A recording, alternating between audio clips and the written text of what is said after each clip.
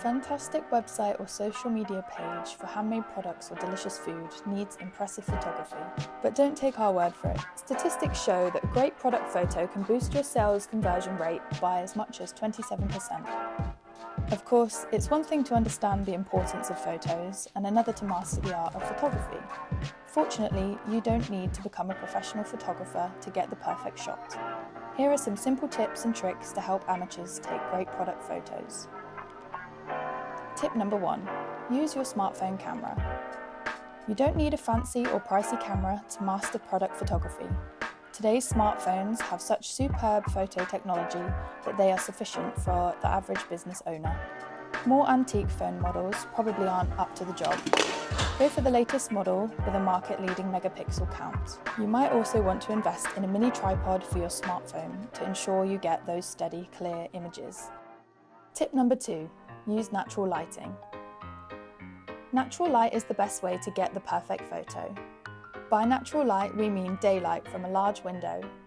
Either find a well-lit room at home or see if you have any friends or family with a well-lit room you can borrow. Tip number 3. Try a white backdrop. It takes time to create the perfect background and setting for professional images. So if you are time limited, go with the easy option and choose a plain white background. White backdrops are cheap to buy and easy to set up. If you're on a tight budget, you can use something you already have in your house, such as some white sheets. Or if your product is small, you can use paper and stick it to the wall to create an infinity effect. Tip number 4. Take plenty of shots. The best way to get the perfect product photo is experimenting.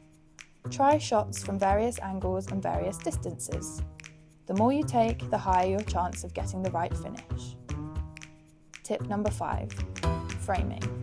It is important to make sure your products are framed perfectly in your photos.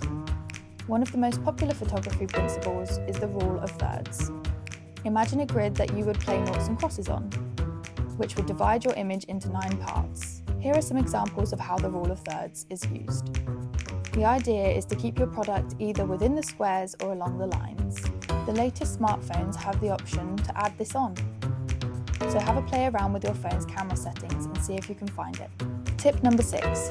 Don't be boring. That was really boring. Tip number 6. Don't be boring. Don't just take a photo of your product. Experiment with layering by adding more elements to your photo. Find the perfect balance to make sure your product stands out but isn't alone. Try including something in your foreground and background, making sure it complements but does not compete with your product. Make sure to experiment with different elements, lighting and angles to ensure you get the perfect photo. And a bonus tip. You can also play around with depth of field, aka making your background or foreground of your photo blurry. Doing this can allow you to choose to only have the product in focus, making it stand out even more. Once you have your website and product photographs, you'll need to tick off a few more boxes before cutting the virtual red ribbon. Even a handmade business or food trader needs to do things by the book. So, ensure you have your liability insurance to cover your business for any eventuality. Why not get the task crossed off your to-do list by applying to cmtia.co.uk?